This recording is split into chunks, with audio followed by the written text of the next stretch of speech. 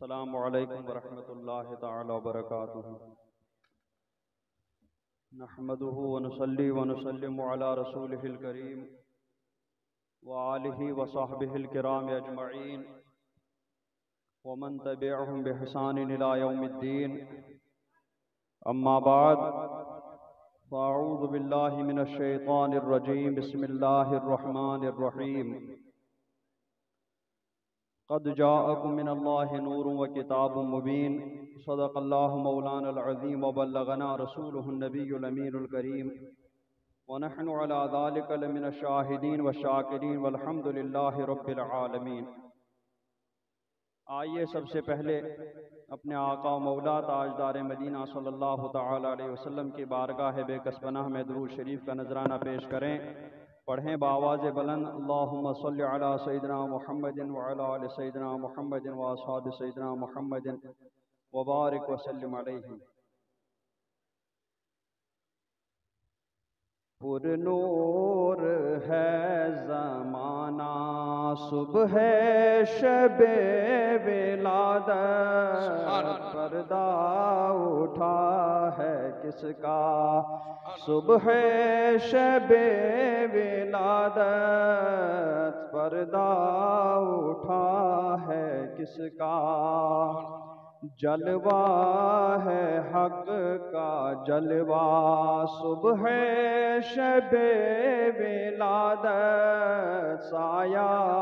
خدا ہے سایہ سایہ خدا کا سایہ صبح شب ولادت، پر نور ہے زمانہ۔ دل جگمگا رہے ہیں قسمت چمک اٹھی ہے، دل جگمگا رہے ہیں قسمت چمک اٹھی ہے، پھیلا نیا اجالا صبح شب ولادت، پھیلا نیا اجالا صبح شب ولادت، پر نور ہے زمانہ۔ انوار کی ضیائیں پھیلی ہیں شام ہی سے، انوار کی ضیائیں پھیلی ہیں شام ہی سے، رکھتی ہے مہر کیسا صبح شب ولادت، رکھتی ہے مہر کیسا صبح شب ولادت، مکہ میں شام کے گھر روشن ہے ہر نگاہ پر، مکہ میں شام کے گھر روشن ہے ہر نگاہ پر، چمکا ہے وہ اجالا صبح شب ولادت، شوکت کا دبدبا ہے ہیبت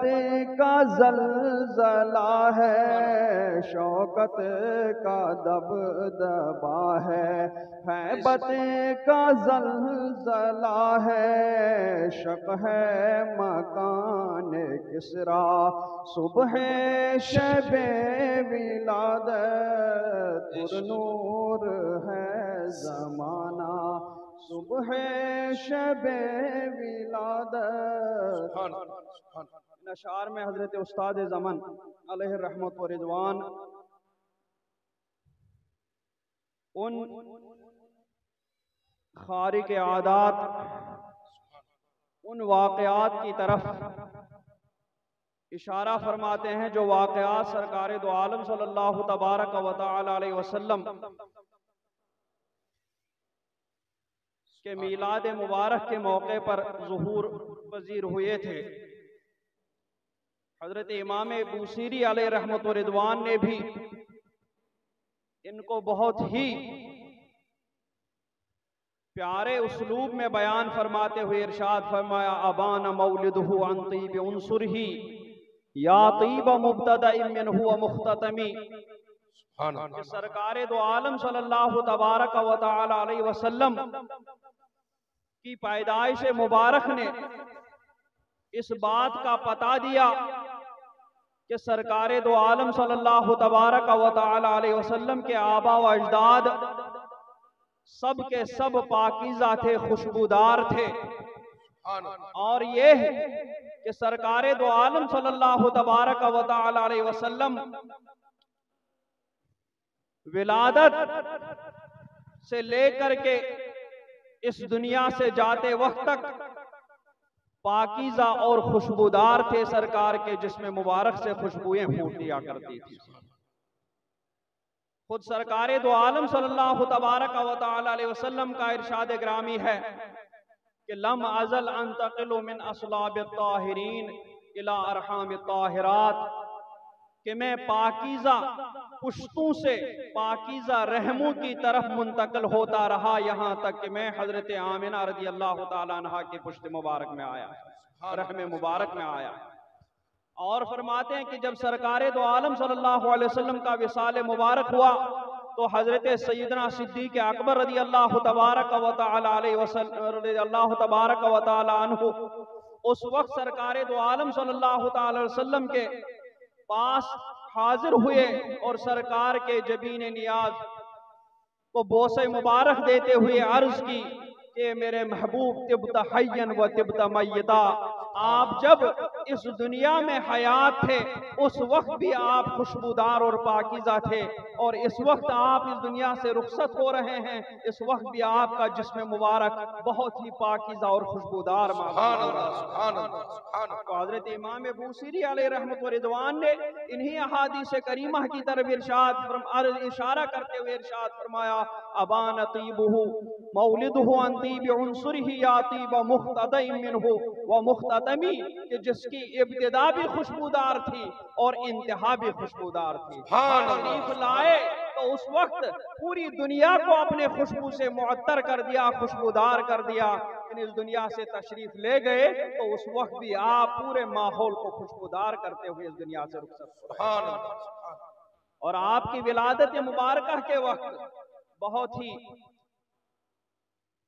زیادہ خوارق عادات رونما ہوئے۔ اس وقت عرب میں قحط سالی چل رہی تھی، پھل نہیں آ رہے تھے، کھیتیاں سوکھ رہی تھی،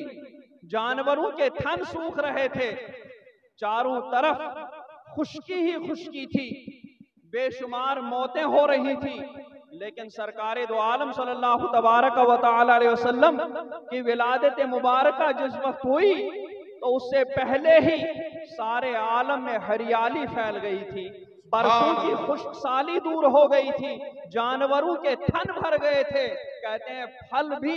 ایک سال یا آدھا سال ان کو پکنے کے لیے تیار ہونے کے نہیں لگا تھا، بلکہ سرکار کی ولادت کا یہ بہت ہی ایسا مبارک موقع تھا کہ ادھر سرکار کی ولادت کا وقت ہو رہا تھا اور ادھر ایک ہی آن میں درخت ہرے بھی ہو رہے تھے، درختوں میں پھل بھی آ رہے تھے اور وہ پھل پک بھی رہے تھے، اور اتنا ہی نہیں بلکہ وہ پھل اپنی شاخوں سے نیچے آ کر کے توڑنے والوں کے ہاتھوں میں خود اپنے آپ کو پیش کر رہے تھے، اپنے آپ کو گویا سرکار کی ولادت میں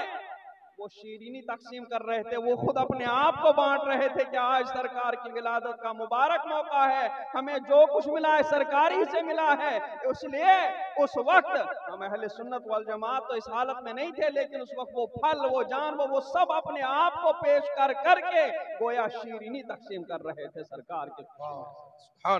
اور جانوروں کے بارے میں آیا ہے کہ عجم کے جانور وہ عرب کے جانوروں کو خوشخبریاں دے رہے تھے کہ مبارکباد ہو کہ سرکار دو عالم صلی اللہ علیہ وسلم کی ولادت ہونے والی ہے۔ قریش کے جانوروں کو سنا گیا کہ وہ ایک دوسرے کو فصیح عربی زبان میں خوشخبریاں دے رہے تھے کہ مبارک ہو، سرکار دو عالم صلی اللہ علیہ وسلم کی تشریف آوری کا وقت ہوا جا رہا ہے۔ جیسے بحر ہند کی مچھلیاں وہ بحر الکاہل بحر عرب کی مچھلیوں کے پاس جا جا کر کے اور وہ ان کو مبارکبادیاں دے رہی تھی کہ اے بحر عرب کی مچھلیوں، وہ بحر ہند کی مچھلیوں، تم سب کو مبارک ہو کہ سرکار دو عالم صلی اللہ علیہ وسلم کی تشریف آوری ہونے والی ہے۔ جنات یعنی نہ دکھنے والی مخلوق،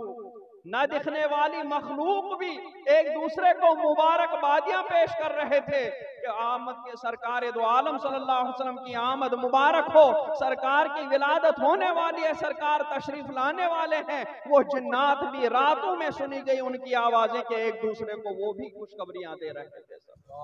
اور فرشتے حضرت جبریل امین علیہ الصلوۃ والتسلیم فرشتوں کی فوج لے کر کے، جھنڈے لے کر کے وہ خانہ کعبہ کی چھت پر کہیں حضرت آمنہ رضی اللہ تبارک و تعالی عنہ کی چھت پر وہ حضرت جبریل امین علیہ الصلوۃ والتسلیم اپنی ملائکہ کے فوج کے ساتھ جھنڈے گاڑ گاڑ کر کے خوشیاں منا رہے تھے اور ایک دوسرے کو مبارکبادیاں دے رہے تھے۔ حضرت امام حسن بریلوی فرماتے ہیں روح الامین نے گاڑا کعبے کی چھت پہ جھنڈا تا عرش اڑا فریرا صبح شب ولادت۔ کہتے ہیں وہ ہمارا جھنڈا اتنا ہی نہیں تھا بلکہ وہ اتنا بڑا جھنڈا تھا کہ زمین سے لے کر کے عرش تک وہی جھنڈا ہی لہرا جو حضرت جبریل امین نے کعبے مبارک کی چھت پر گاڑ دیا تھا۔ اور دونوں جہاں کی شاہی ناقت خدا دلہن تھی، پایا دلہن نے دلہا شبہ شب ولادت۔ اس وقت سارے عالم میں یعنی جتنے بھی اللہ تبارک و تعالیٰ کی پیدا کی ہوئی مخلوق ہیں وہ ساری کی ساری مخلوق سرکار کی محبت میں، سرکار کی ولادت میں، سرکار کی آمد میں خوشیاں منا رہی تھی، ایک دوسرے کو مبارکبادیاں دے رہے تھے۔ اس وقت سارے عالم پہ خوشیوں کا ماحول چھایا ہوا تھا، سرکار کی برکتوں کا ایک سے ایک بڑھ کر ظہور ہو رہا تھا۔ اس وقت سوائے ابلیس کے ساری دنیا خوشی منا رہی تھی۔ اس وقت ابلیس ہی ایک ایسا شخص تھا کہ وہ اور اس کے جتنے چیلے چپاٹے ہیں وہ سارے غم کے مارے رو رہے تھے، کہیں ادھر کہیں ادھر۔ اس کا جو تختہ تھا، جو تختے پر وہ برسوں سے بیٹھ کر کے اپنے چہروں سے رپورٹیں لیا کرتا تھا، سرکار کی ولادت کا وقت ہو رہا تھا، ادھر اس ابلیس کا تخت بھی الٹ ہو رہا تھا۔ جبریل 40 دن تک، علماء فرماتے ہیں 40 دن تک وہ سر پر خاک مل کے رو رہا تھا کہ سرکار آنے والے ہیں۔ اب اس کے چیلوں نے جب دیکھا کہ ہمارا اتنا بڑا سرگرو جس کے پاس اتنی طاقت، جس کو اتنی قوت، اور یہ اس طریقے سے سر پیٹ رہا ہے، یہ اس طریقے سے رو رہا ہے، تو ان لوگوں نے اپنے ابلیس سے پوچھا ابلیس تمہیں کیا ہو گیا ہے؟ اتنے طاقتور ہوتے ہوئے بھی ہم تمہیں دیکھ رہے ہیں، اتنے دنوں سے تم روئے جا رہے ہو، سر پہ خاک ملتے جا رہے ہو۔ ابلیس نے کہا کہ اب ایسا شخص، ایسی ذات گرامی آنے والی ہے کہ اب ہماری چال نہیں چلنے والی ہے، اب ہمارے داؤ نہیں چلنے والے ہیں، آج سے ہمارے ساتھ بہت کچھ ہونے والا ہے، کیونکہ جدھر جدھر وہ ذات تشریف لے جائے گی ادھر ادھر وہ توحید کا آوازہ بلند کرے گی، اللہ تبارک و تعالیٰ کی وحدانیت کو اور زیادہ وہ اعلان کر دے گی، اللہ تبارک و تعالیٰ کی وحدانیت کا چرچا کرے گی، لوگوں کے دلوں میں وحدانیت کا رعب و دبدبہ بٹھائے گی۔ اس وجہ سے ابلیس رو رہا تھا۔ تو سوائے ابلیس کے جہاں میں سبھی خوشیاں منا رہے تھے، سارا عالم خوشیاں منا رہا تھا، اور ادھر بتوں کی بھی ایسی حالت تھی کہ بت بھی سارے کے سارے اوندھے منہ گر پڑے ہوئے تھے سب۔ جب بت خانے میں بت پرست، بت کے پجاری جب بت خانے میں جا رہے تھے تو اس وقت وہ بتوں کو دیکھ رہے تھے کہ وہ بت اوندھے منہ پڑے ہوئے ہیں، اٹھانے کی کوشش کر رہے ہیں، پھر اپنی جگہ پر کھڑا کر رہے ہیں، تو اس وقت پھر ان لوگوں کے بت پھر سے منہ کے بل جو ہے وہ اوندھے گرے پڑے ہوئے ہیں، ٹھہر ہی نہیں رہے تھے وہ اپنی جگہ۔ اب جب ان لوگوں کو احساس ہوا کہ ہمارے بت آج رک کیوں نہیں رہے ہیں، انہیں بھی لگا کہ کچھ نہ کچھ تو ہو رہا ہے۔ اس وقت سارے بت خانوں کا یہی عالم تھا، عربوں کے جتنے بت تھے سب بتوں کی یہی حالت تھی کہ اوندھے منہ وہ گر پڑے ہوئے تھے، اپنے سر کو زمین پر پٹکے ہوئے تھے۔ اس وقت پھر جب مکہ کے لوگوں نے یہ جب عجیب و غریب چیز دیکھی، انہیں یہ بہت عجیب لگی، ان لوگوں نے یہودیوں سے پوچھا کہ تمہیں کچھ پتا ہے، کوئی ایسی بات، کوئی ایسا کچھ ہونے والا تھا؟ ان یہودیوں نے کہا کہ کیا ہوا؟ ان لوگوں نے بتایا تو یہودیوں نے کہا یہ تو نہیں پتا، البتہ ایسا ہے کہ उस नबी आखिर ज़मान सल्लल्लाहु अलैहि वसल्लम की तशरीफ आवरी का वक्त बिल्कुल करीब है, बल्कि हो ही रहा है। ऐसा करो कि आप वहां देखो मक्का में कि कोई बच्चा पैदा तो नहीं हुआ है। तो उन यहूदियों ने जब कुरैश मक्का से ये कहा, मुशरिकीन मक्का से कहा, तो वो अपने घरों में गए, मक्का शरीफ में गए, वहां ऐलान किया कि किसी के यहाँ बच्चे की विलादत तो नहीं हुई। तो हजरत अब्दुल मुत्तलिब के घर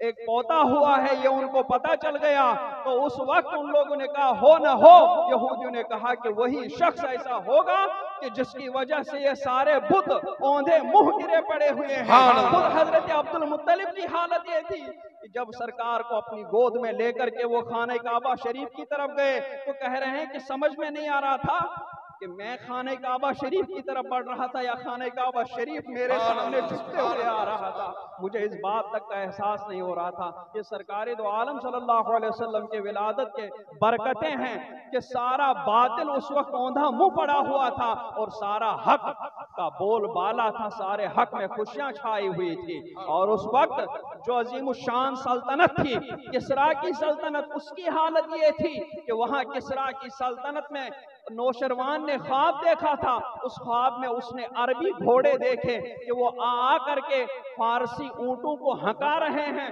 वो इस ख्वाब से बहुत परेशान हुआ। उसने अपने तमाम काहिनों को, तमाम ताबीर देखने वालों को बुलाया अपने दरबार में, और उस वक्त उन सब दरबारियों से कहा, जब दरबारी इकट्ठे हुए तो उन लोगों ने उस नौशरवान बादशाह से कहा कि तुमने क्या ख्वाब देखा। तो नौशरवान ने कहा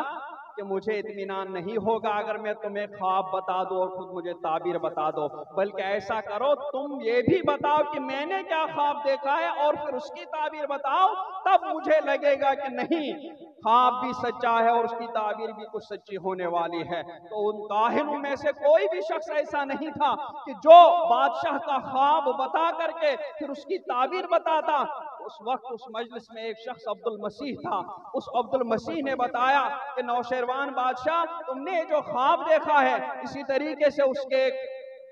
दरबारी ने भी ख्वाब देखा था, यही ख्वाब देखा था। तो उसने कहा कि तुमने जो ख्वाब देखा है वो सिर्फ एक ही शख्स है इस वक्त जो जिंदा है, वो तुम्हें तुम्हारा ख्वाब भी बता देगा और उस ख्वाब की ताबीर भी बता देगी। तो उसने कहा वो कौन शख्स है? तो उसने कहा वो सतीह है। सतीह वो इतना अजीबुल खलकत आदमी था कि उसके बदन में सिवाय इन उंगलियों और सिवाय सर के कहीं हड्डियों का नामो निशान नहीं था। वो बिल्कुल गोश्त के लुथड़े की तरह पड़ा रहता था और पेट में उसका मुंह बना हुआ था। सब बहुत ही अजीब व गरीब खिलकत थी और वो ऐसे ही पड़ा रहता था गोश्त के टुकड़े की तरह। अलबत्ता जब उसको गुस्सा आता था और वो फूल जाता था, उस वक्त ऐसा लगता था कि वो कोई इंसान जात का आदमी है, कोई इंसानी फितरत का आदमी है, क्योंकि उस वक्त उसके बाजू तन जाते थे, उसके पैर टांगे तन जाती थी और उस वक्त वो थोड़ा सा नॉर्मल इंसान की तरह लगता था। वरना आम हालात में सिर्फ खोपड़ी में कुछ हड्डियां थी और उंगलियों में कुछ हड्डियां थी और बाकी पूरा का पूरा सिर्फ गोश्त ही गोश्त था और वो बाहर नहीं आता था, बहुत कम बाहर आता था। लेकिन इतना काबिल था, इतना बड़ा काहिन था कि वो एक मर्तबा साल में बैठता था और पूरे साल की खबरें बता देता था कि साल में क्या होने वाला है। जब वो अब्दुल मसीह नौशेरवान के हुक्म से उस सतीह के पास पहुंचा तो सतीह ने उस अब्दुल मसीह से कहा कि तुम्हारे बादशाह ने ये ख्वाब देखा है कि अरबी घोड़े वो फारस में आ करके इन फारसी ऊंटों को हका रहे हैं और इस ख्वाब की ताबीर ये है कि अरब में एक शख्स सरकार दो आलम सल्लल्लाहु अलैहि वसल्लम का ज़ुहूर होने वाला है, वो तशरीफ लाने वाले हैं और अरबी घोड़े ये उनके सहाबी हैं, वो उनके सहाबी फारस में आकर के बातिल का सर निगो कर देंगे, यहाँ की इस सल्तनत को वो मिटा देंगे, यहाँ इस सल्तनत को खत्म कर देंगे। तो उस वक्त सतीह ने अपने आंखों से उसके आंसू निकले। उस अब्दुल मसीह ने पूछा कि ये आंसू किस लिए? तो कहा कि मेरी उम्र अगरचे इतनी लंबी हो गई है, तकरीबन 600 साल की उम्र हो चुकी थी उसकी, अगरचे इतनी लंबी हुई है लेकिन अब मेरी सिर्फ थोड़ी सी उम्र बाकी रह गई है। मुझे इसलिए अफसोस हो रहा है कि कुछ और उम्र हो जाती तो मैं उस सरकार दो आलम सल्लल्लाहु अलैहि वसल्लम के कदमों पे जाके गिरता گرتا اور سرکار کی دعوت کو قبول کر کے حلقہ بگوش اسلام ہوتا، سبحان اللہ، افسوس سبحان یہ اللہ۔ مہلت مجھے نہیں مل سکتی، اس لیے میں رو رہا ہوں۔ اس کے بعد وہ عبد المسیح آیا نوشیروان کے بارگاہ میں اور نوشیروان سے کہا کہ نوشیروان، ان عربی گھوڑوں سے مراد یہ ہے کہ وہاں ایک ذات تشریف لائی ہوئی ہے، اس ذات کے صحابی آئیں گے اور وہ عرب کے لوگ یہاں آ کر کے تمہاری سلطنت کو ختم کر کے برباد کر کے یہاں پر وہ راج کریں گے، یہاں پر وہ توحید اور رسالت کی سلطنت کو قائم کریں گے، اس سرکار کی سلطنت کو قائم کر دیں گے۔ تو نوشیروان نے جب یہ سنا، خود نوشیروان کے خواب کا ایک حصہ یہ بھی تھا کہ نوشیروان کے اس محل میں جس کو تقریباً 100 سال میں بنایا گیا تھا، اتنا مضبوط بنایا گیا تھا، 100 سال کی مدت لگی تھی، اس محل میں 22 کنگرے تھے، اور 22 کنگروں میں سے جب سرکار کی ولادت کا وقت قریب ہوا، سرکار صلی اللہ علیہ وسلم کی ولادت ہونے والی تھی، اس 22 کنگروں میں سے 14 کنگرے، 14 کھمبے وہ گر پڑے تھے، جن 22 کھمبوں پر وہ قائم تھا اس میں سے 14 کھمبے گر پڑے تھے، صرف 8 باقی رہ گئے تھے۔ تو اس ستی نے یہ بھی کہا، بولے اس طرف اشارہ ہے کہ اب تک تمہاری سلطنت میں 14 بادشاہ ہو چکے ہیں، اور اب صرف اور صرف 14 کے بعد 8 بادشاہ اور ہیں، اس کے بعد یہ سلطنت ختم ہو جائے گی، مٹ جائے گی، نیست و نابود ہو جائے گی۔ تو اس وقت جب نوشیروان نے یہ بات سنی تو نوشیروان نے رستم کو بلایا اور رستم کو ایک بہت بڑی فوج دی، سب کچھ اپنی دولت کا جتنا حصہ وہ سرخر کر سکتا تھا وہ سارا اس نے خرچ کیا۔ رستم کو ایک بہت بڑی 2 لاکھ کی فوج دی اور اس کا ہر سامان اسے مہیا کیا اور کہا کہ اس ذات سے مجھے تم نجات دلواؤ، اس ذات سے تم مجھے چھٹکارا دلاؤ۔ وہ رستم وہ 2 لاکھ کی فوج لے کر کے عراق سے نکلا اور عراق کے سرحد پر عرب کے پاس پہنچا، اور وہاں پر اس نے وہاں کے ذمیوں کو بھی اکسایا، مسلمانوں کے خلاف کیا۔ اس وقت حضرت سیدنا عمر بن خطاب رضی اللہ تبارک و تعالی عنہ کی حکومت تھی، اس وقت حضرت سیدنا فاروق اعظم رضی اللہ تبارک و تعالی عنہ نے اس رستم کے مقابلے کے لیے وہاں سپہ سالار حضرت سیدنا سعد بن ابی وقاص رضی اللہ تعالی عنہ اس وقت میدان جہاد میں تھے، ان کو بلایا اور ساری عراقی فوج کو کہا کہ حضرت سعد بن ابی وقاص کی فرما برداری کریں اور ان کا ساتھ دیں، ان کا تعاون کریں۔ حضرت سعد بن ابی وقاص رضی اللہ تبارک و تعالی عنہ کچھ ہزار کی فوج لے کر کے رستم کے مقابلے کے لیے آگے بڑھے۔ میدان قادسیہ میں یہ دونوں فوجیں آمنے سامنے ہوئی، ادھر رستم کا سامان اور اسلحہ سے لیس 2 لاکھ کا لشکر تھا، اور ادھر دوسری طرف حضرت سعد بن ابی وقاص رضی اللہ تبارک و تعالی عنہ کی چند ہزار کی فوج تھی، جن میں بہت ساری کمیاں سامان کی موجود تھی، لیکن حضرت سعد بن ابی وقاص رضی اللہ تبارک و تعالی عنہ نے اسی لشکر کو سامنے کیا، اور جب لشکر آمنے سامنے ہوئے اس وقت حضرت سعد بن ابی وقاص رضی اللہ تعالی عنہ کا ایک اسلامی سپاہی آگے بڑھا اور اس نے سیدھے رستم کا نشانہ باندھا، اور سیدھے جو انہوں نے پہلا ہی تیر چلایا، پہلے ہی تیر میں اس 2 لاکھ کے لشکر کا سپہ سالار رستم پہلوان ڈھیر ہو گیا، اور اس رستم کے گرتے ہی سارا لشکر تر بتر ہو گیا۔ وہ سارا لشکر پھر سنبھل نہیں پایا، ان چند ہزار مسلمان سپاہیوں نے ان 2 لاکھ کے لشکروں کے چھکے چھڑا دیے، اور وہ سب بھاگ کر کے نوشیروان کے پاس پہنچے۔ نوشیروان نے جب ماجرا سنا تو وہ وہاں سے بھاگا، دوسری جگہ پہنچا، اور دوسری جگہ پہنچ کر کے پھر وہ مر گیا، اس کو وہیں پر مار ڈالا گیا۔ اس کے بعد 4 5 6 لوگ اور اس کی سلطنت میں برائے نام رہ گئے تھے، اور حضرت سیدنا عثمان ذی النورین رضی اللہ تبارک و تعالی عنہ کے دور حکومت میں وہ چند نام کے بادشاہ کا بھی خاتمہ ہو گیا۔ اس طریقے سے اس وقت کے اس عظیم الشان سلطنت کا خاتمہ ہو گیا جو اس وقت اچھے خاصے دنیا کے حصے پر حکومت کر رہی تھی۔ لیکن سرکار دو عالم صلی اللہ تبارک و تعالی علیہ وسلم کی ولادت مبارکہ کے وقت ایک یہ بھی ہوا کہ اس نوشیروان کے محل میں ایک آگ جو گستاشپ نے زرداشت کی تحریک پر جلائی تھی، اور 1000 سے وہ جلتی آ رہی تھی، اتنی خطرناک تھی کہ 1000 سال سے بجھنے کا نام نہیں لے رہی تھی۔ لیکن جب سرکار دو عالم صلی اللہ تبارک و تعالی علیہ وسلم کی ولادت کا وقت قریب ہوا تو وہ آگ بھی یعنی سرکار دو عالم صلی اللہ علیہ وسلم کے ولادت مبارکہ سے وہ آگ ہزاروں میل کی دوری پر سرکار کے نور کا پرتو برداشت نہ کر کے وہ برسوں ہزار برسوں کی روشن آگ وہ ایک آن میں بجھ گئی، نہ اس پر کچھ چھڑکایا گیا، نہ آگ نہ پانی ڈالا گیا، کچھ بھی نہیں ڈالا گیا، سرکار کی ولادت کی برکت سے وہ باطل آگ ایک لمحے میں ایک آن میں بجھ گئی۔ اور وہیں پر ایک اور نہر ساوا تھی، نہر فرات، نہر فرات یا دجلہ، وہ بھی اس وقت پر وہاں پر جو ہے بہ رہی تھی، اور اس کے کنارے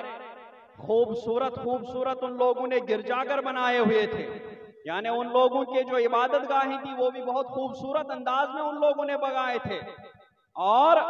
اس کو وہ بہت ہی متبرک اور مقدس مانتے تھے۔ ہزاروں باطل پرست وہاں آ کر کے باطل خداؤں کے سامنے اپنے سروں کو جھکاتے تھے، آگ کے سامنے اپنے سروں کو جھکاتے تھے، لیکن جب سرکار دو عالم صلی اللہ علیہ وسلم کی ولادت مبارکہ قریب آئی تو وہ نہر بھی اپنا راستہ بھول کر کے وہ اس علاقے میں نہ بہ کر کے جس علاقے میں اس کے کناروں پر خوبصورت گرجاگر بنائے گئے تھے، اس علاقے میں نہ بہے، بلکہ وہ راستہ بھول کر کے